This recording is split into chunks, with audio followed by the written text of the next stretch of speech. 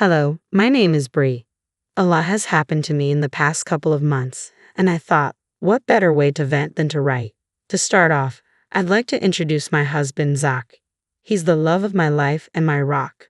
Zach is my support system and my best friend. We've always had a very loving and fulfilling relationship. Like every couple, we've had fights, but we've always been very honest with each other, and I absolutely love that about us. But there was one thing that troubled our relationship. My mother-in-law, Joan. She always tried to ruin our happiness. Joan would say things to Zach that made him doubt if I was good enough for him. It hurt a lot to think she didn't believe I was worthy of his love. But Joan didn't stop there. She even tried to set Zach up on a date while we were already married. It was beyond mean and disrespectful. Zach didn't agree with her, but her constant bothering started to affect him. He began to pull away from me, and it felt like we were growing apart. Can we talk about what's been going on with you lately? I feel like you're ignoring me, and it's been bothering me, I asked. No, I'm not, Zach replied. I really feel like you're struggling with something. It's affecting us. I need you to tell me what you're feeling, I insisted. It's not a big deal. We're just going through a rough patch. It'll pass, he said dismissively. But it's been going on for a while now. I miss us, I pleaded. Look, it's probably just stress from work or something. We'll be fine. Don't make it into a big deal, he said. I don't think it's just about work. I feel like this has something to do with your mother and what she's been saying, I pressed. My mom doesn't mean any harm. She's just concerned about me. It's not worth getting all worked up about, he responded. Your mother is not concerned about you. She's trying to break us apart. Please tell me you're not actually listening to her, I said, desperate. You're blowing this out of proportion. It's not as serious as you're making it out to be. Just let it go, he said, brushing me off. His casual disregard for my feelings left me profoundly saddened, as though our once cherished love had lost its significance to him. I experienced a sense of betrayal, questioning whether I truly belonged with someone who could dismiss me so effortlessly. During this period, I grappled with a profound sense of loneliness. One day, Joan came to visit us and asked for some alone time with Zach. Deep down, I felt something was really wrong. Regardless of my instincts, I respected their privacy and stayed outside the room, but curiosity got the better of me, and I couldn't help but listen in on their conversation. What I heard really shocked me. Joan was saying mean things about me to Zach, trying to convince him that we should get a divorce. She even brought out papers for him to sign, wanting me to sign them too. It hurt so much, and my world felt like it was falling apart. Zach sounded uncomfortable, trying to disagree with what she was saying. I couldn't take it anymore. I walked into the room, determined to confront Joan about her behavior. Joan, why do you have such a problem with me? Why are you literally harassing my husband? I demanded. Oh please, I'm not harassing him. I'm just looking out for him, she replied. How is talking crap about me and forcing him to give me a divorce supposed to be looking out for him? I asked incredulously. I just think that Zach deserves someone better than you, someone more attractive and successful, and I'm trying to nudge him in that direction, she said. What is wrong with you? I exclaimed. Okay, that's enough, Mom. I've tolerated your behavior for a long while now, but now that you've properly dragged Bree into this and hurt her, I'm putting my foot down. I need you to leave us alone, Zach said firmly. Zach, you don't understand that I'm only trying to make your life better, Joan protested. If you actually cared for me, you'd see that I'm already living my best life right now with Bree. Please leave and don't even try to come back. I don't want to talk to you anymore, Zach said, standing his ground. You'll regret this, mark my words, Joan warned as she left. After Joan left, Zach and I sat down to talk about what happened.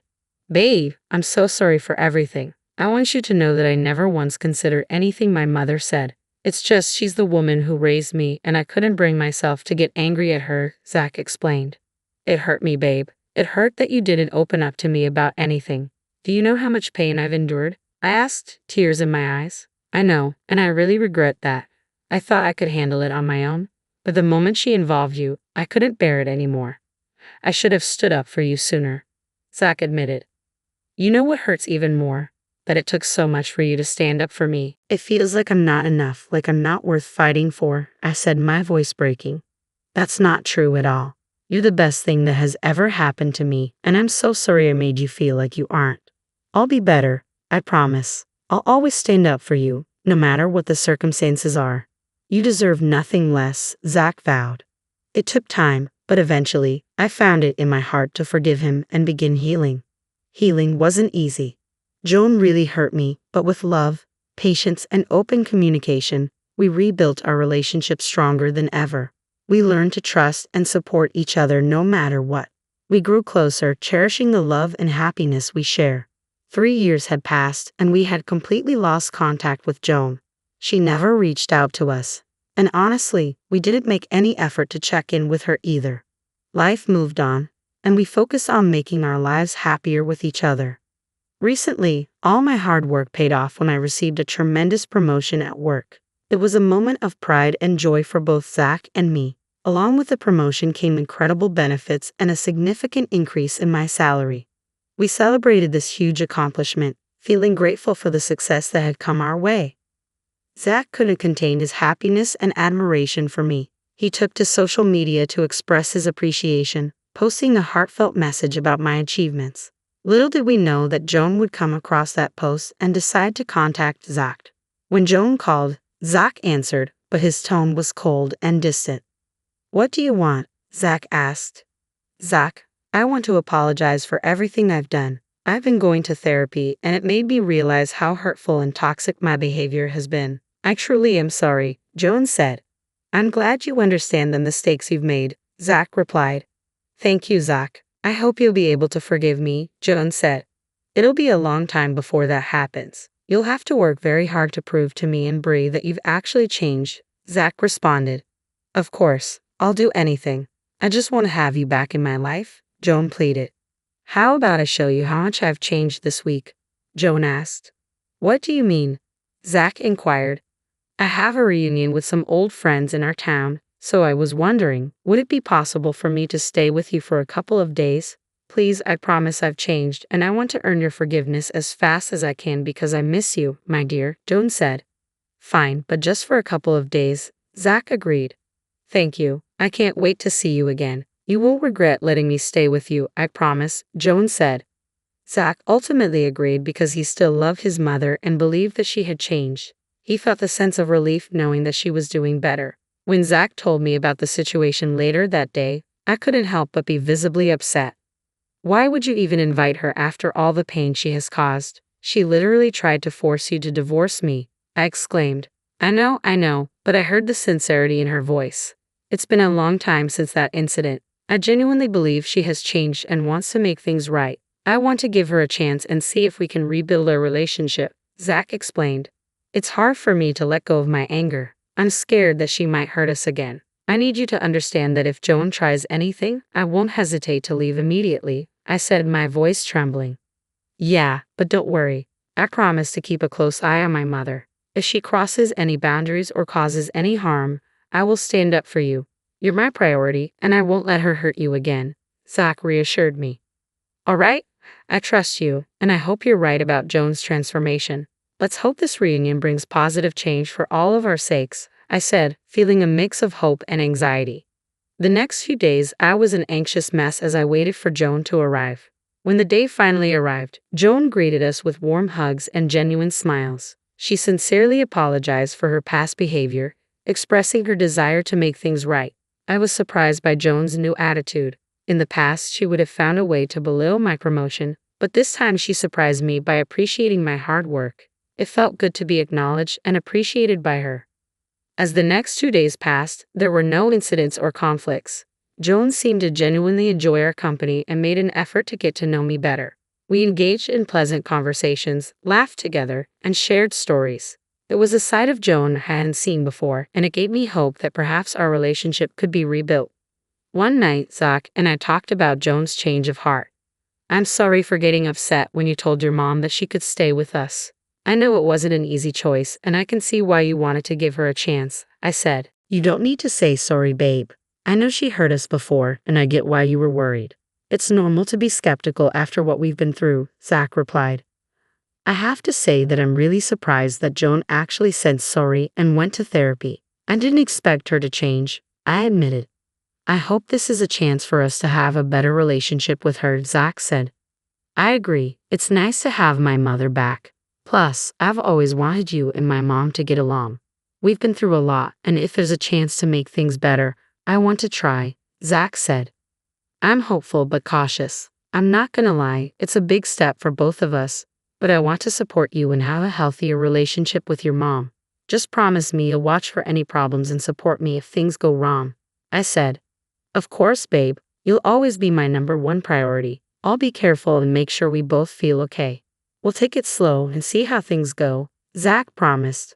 We were careful but hopeful as we considered rebuilding our relationship with Joan. We knew that trust would take time to rebuild, but we were willing to give her a chance. It was a small step forward, and we remained hopeful about the future. We understood that change doesn't happen overnight, but we were willing to see if Joan's transformation was real. The next day, we relaxed at home for the weekend. The three of us enjoyed each other's company and had a good time. Joan mentioned that we hadn't celebrated my promotion yet. Zach jokingly agreed and suggested we plan the celebration for later. I was excited about the idea of celebrating with the new and improved Joan. Zach kindly offered to go to the grocery store to get the ingredients for dinner while I volunteered to take care of the drinks. But Joan insisted on making the drinks herself. Oh, don't worry about the drinks, Brie. Let me take care of it. After all, we're celebrating your big promotion, and you shouldn't be working on a day like this, Joan said. Thank you, but really, it's fine. Zach and I can handle it, I replied. Yeah, Mom, she makes some really good drinks, so there's no need for you to go through any trouble, Zach added. Brie, you're the guest of honor here, and I want to do something special for you. Please let me prepare the drinks. It's the least I can do, Joan insisted. Mom, it's okay. Brie already said she can handle it, and she's excited to make the drinks. Let's just enjoy the celebration together, Zach interjected. I know, but I really want to contribute. It's important to me, Brie. Please let me do this for you. It would mean a lot to me, Joan pleaded. I appreciate your thoughtfulness, Joan, but I prefer to handle the drinks myself. It's something I enjoy doing, and it will make the celebration even more special for me, I explained. I understand, but please, Brie, let me take this opportunity to show you how much I care. I want to make this night memorable for you, Joan insisted. Okay, you can take care of it if you really want to. I finally relented. Joan's insistence made me feel uncomfortable and worried. My instincts told me that something wasn't right, but I couldn't figure out why. It was confusing because Joan had been treating me well and showing signs of change. Still, I couldn't shake the uneasy feeling, maybe because of how she had treated me in the past. I didn't want to jump to conclusions, but I knew I had to trust my gut and be cautious around Joan. When Zach went to the store, I told Joan that I needed to finish some work and went to my room. I suddenly felt scared of Joan and locked myself in, needing some time alone to think. I realized I couldn't share my concerns with Zach. How could I explain that my gut was telling me something was wrong with Joan? He wouldn't believe me, and it would only upset him. Keeping our relationship safe became my priority, even if it meant keeping my fears to myself. While waiting for Zach's return, I couldn't shake off the fear inside me, but I decided to stay alert and ready for anything that might happen. I hoped and prayed that my instincts were wrong and that the celebration would go smoothly. As we sat at the table, I watched Joan and Zach closely. Zach was finishing preparing dinner while Joan began preparing the drinks. She had her back turned to me. Zach turned to chat with me, but my focus stayed on Joan. Something felt strange, and my gut told me to be alert. In a quick moment when Joan thought Zach and I were too involved in our conversation, I saw her take something from her pocket and add it to one of the drinks. My heart sank, and I got really worried. What was Joan doing? I carefully noted which cup she tampered with. Joan came over and placed all 3 cups on the table, purposely setting the cup she had tampered with in front of me. Instead of confronting her directly, I fought on my feet. You know what, babe? I think your drink is mixed better. Can we switch? I suggested. Oh, but I made the drinks all the same way. There's no need to switch, Joan quickly interjected. It's all right, Mom. Brie can be a little weird about some things.